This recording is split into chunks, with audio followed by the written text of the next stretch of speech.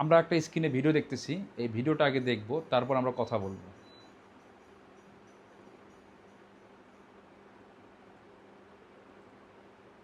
আমরা স্ক্রিনে যেটা দেখলাম যে একটা এটিপিতে ফমিং হয়। আসলে ফমিং কয় প্রকার? ফমিং হচ্ছে ৩ প্রকারের। একটা হচ্ছে বায়োলজিক্যাল ফমিং, একটা হচ্ছে কেমিক্যাল ফমিং, একটা হচ্ছে মেকানিক্যাল ফমিং। তাহলে এই ৩ প্রকারের ফমিং যে হচ্ছে বায়োলজিক্যাল ট্যাঙ্কে, সেক্ষেত্রে আমরা কীভাবে বুঝবো কোনটা কেমিক্যাল, কোনটা বায়োলজিক্যাল আর কোনটা মেকানিক্যাল ফমিং হচ্ছে? সেক্ষেত্রে এই ফমিংগুলোকে কন্ট্রোলিং করার জন্য ৩ ধরনের ওয়েতে আমরা কন্ট্রোলিং করতে পারি।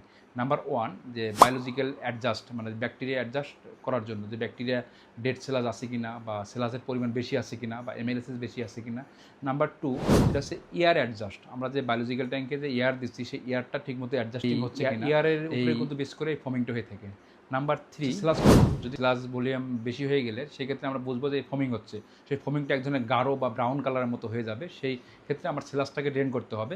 ওখানে এমএলএসএস অথবা সেলাস ভলিউম ইন্ডেক্স যেটা আছে SB30, আমরা SB30টাকে একটা কন্ট্রোলের মধ্যে নিয়ে আসবো। 4 হচ্ছে কন্ট্রোল প্রসেস, আমরা পুরো কন্ট্রোল প্রসেস করবো। সেক্ষেত্রে হতে পারে ডাইং ইউনিট হতে পারে বা আমাদের ইনকামিং যে ওয়াটার আছে সেই ওয়াটার হতে পারে। সর্বশেষ ওয়ে হচ্ছে অ্যান্টিফমিং ডোজিং, বা আমরা অ্যান্টিফর্ম ডোজিংয়ের মাধ্যমে বায়োলজিক্যাল ট্যাঙ্কে যেহেতু আমার ফর্ম হচ্ছে, সেক্ষেত্রে অ্যান্টিফর্মটা একটা আমরা ডোজিং করে দেবো যে আমার কী পরিমাণ অ্যান্টিফর্ম লাগবে বা 24 ঘন্টায় কী পরিমাণ দিতে হবে। এই ওয়েতে কাজ করলে আপনার বায়োলজিক্যাল ট্যাঙ্ক ফর্মিংটা দূর হবে আশা করি। ধন্যবাদ।